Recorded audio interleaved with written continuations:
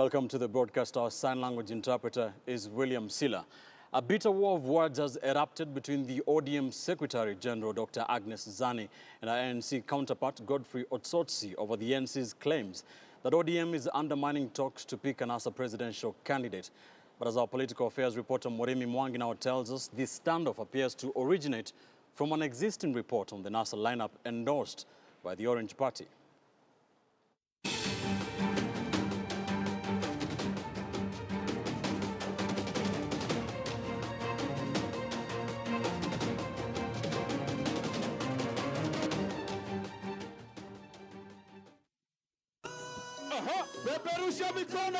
After weeks of denial among top opposition figureheads about the high probability of a Raila Odinga Kalonzo Musyoka presidential ticket within the National Super Alliance, ODM Secretary General Dr. Agnes Zani has now confirmed details of a leaked report alluding to the lineup from the NASA Management Committee, where she sat as a member.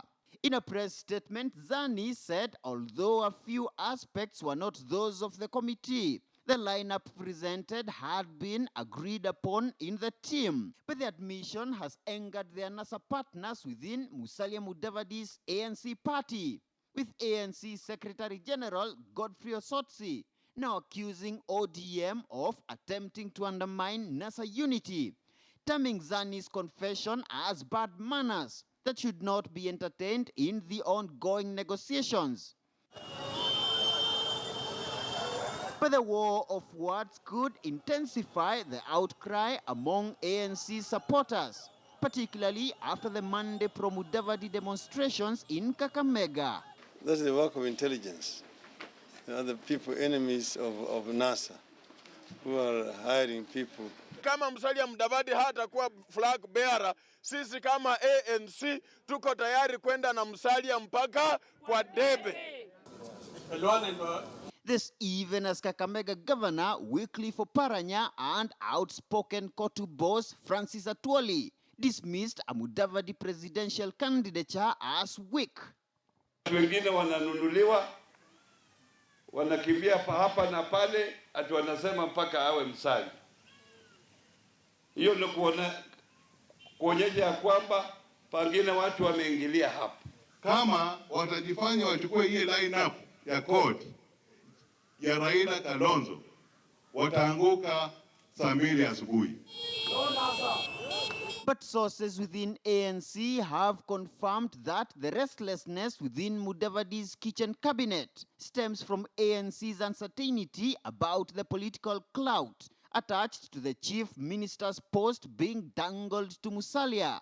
They'll be caught up, However, lawyer George Kitili argues that it is possible to create the chief minister post under the present constitution without holding a referendum. Parliament does not have responsibilities of designating the titles to the president. He therefore has that latitude without any regulatory environment whatsoever. So it is therefore possible.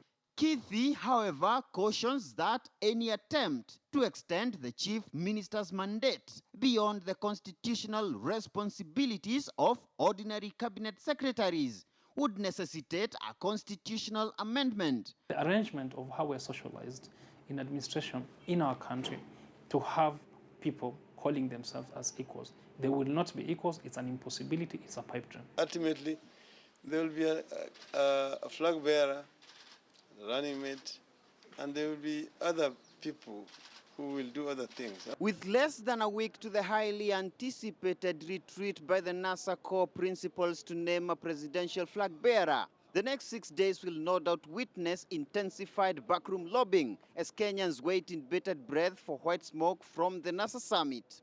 Moremi Mwangi, KTN News in Nairobi.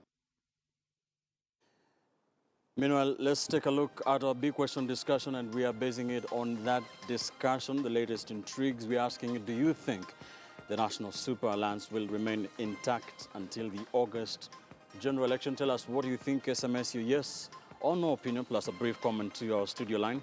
2215 is a SMS line, 22155. You can tweet us at Ben_Kitili, at KTN News, and at KTN Kenya. The hashtag as KTN Prime shall be sampling some of your views during this live broadcast. Right, the ODM party leader, meanwhile, Raila Odinga, has poked holes in the key sectors of the economy that President Uhuru Kenyatta highlighted yesterday as he put up a case for a second term. Raila dismissed the Jubilee portal as a cheap propaganda full of glaring loopholes in key sectors and that Jubilee lacks a record worthy of re-election. Raila says the attacks on the Auditor General are meant to preempt the completion of the special audit on the Eurobond scandal. We are working on that story. We shall be bringing you the details a little later on in this news broadcast. Meanwhile, State House has reacted to that story. We are working on that harsh indictment by the ODM leader Raila Odinga. The Presidential Strategic Communication Unit, PSU, has issued a statement rubbishing Raila's report, asking why is Raila Odinga afraid, saying that, as usual, ODM has panicked, reading from the statement, and is reacting in a frenzied and disjointed manner that does nothing to improve the quality of national conversation. The PSU has again gone ahead to say that ODM fears that the bar is being set too high, going ahead to name some scandals that have involved ODM people, naming Triton, maize, kazi kwa vijana, and Kisumu molasses type of disasters. PSU is saying that this is the only development that Raila Odinga and his team know. And finally, they have taken a jibe at the Orange Party over the direct nomination tickets that were issued last week, saying that ODM leaders purchased direct nominations, reading from the statement, tickets in their hundreds, violently attack one another at every opportunity and spend no time deliberating on policies or ideas to bring development to the people. That is a statement from the Presidential Strategic Communication Unit, a PSU, reacting to this story by Raila Odinga, where he has poked holes in the key sectors of the economy that President Kenyatta highlighted yesterday as he put up a case for a second term. Raila dismissing the Jubilee portal as cheap propaganda full of glaring loopholes in key sectors and that Jubilee lacks a record worthy of re-election. Raila says that the attacks on the Auditor General are meant to preempt the completion of the special audit on the Eurobond scam.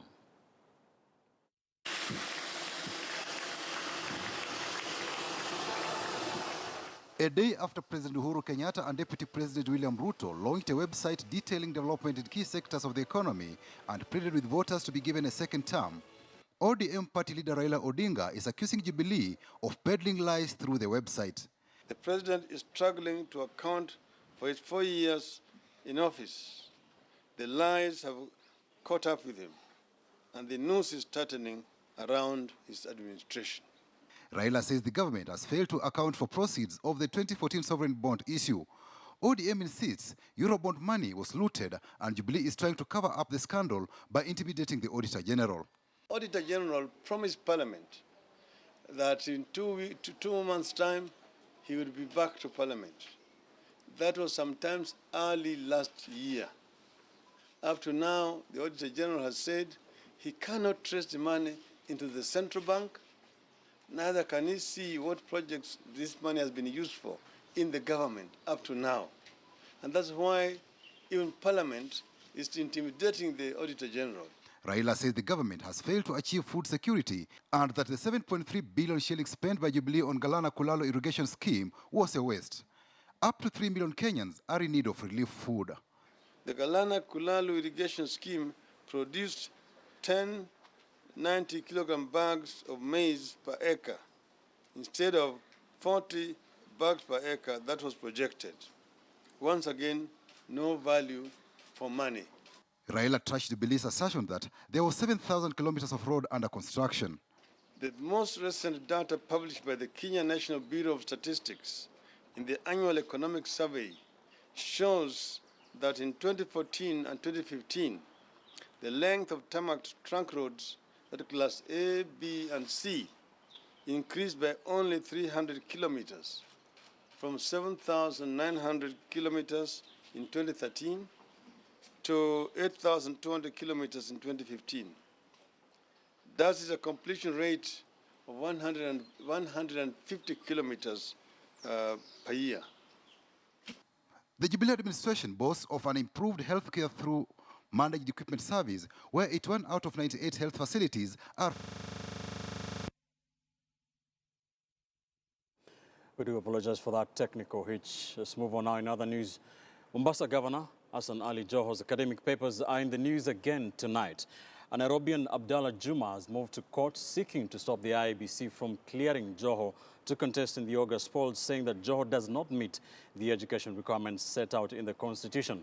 Juma claims that the degree which Joho is holding is fake and therefore does not qualify him to hold or vie for the office of governor of any county in Kenya through his lawyer Irungu Kangata. The petitioner is seeking a declaration that Joho's tenure as a governor for the county of Mombasa between 2013 and 2017 was illegal. All right, we shall be bringing the details of that story as well shortly. Many thanks for staying with us here on KTN Prime. We take a quick commercial break. As we do that, let's bring you a reminder of a big question discussion. We're talking about the National Super Alliance and its quest to find a presidential flag bearer. We did ask you, do you think NASA will remain intact until the August general election? Keep sending us your texts as well as tweets. We're taking a quick commercial break. Don't go too far. We are back shortly with more news for you.